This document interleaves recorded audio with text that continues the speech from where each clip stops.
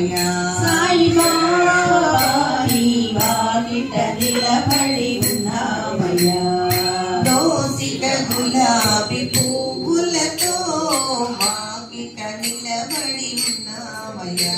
నీ వాకిట నిలబడి ఉన్నామయ్యా. సాయి బాబా నీ వాకిట నిలబడి ఉన్నామయ్యా. దోసిట గులాబీ పువ్వులతో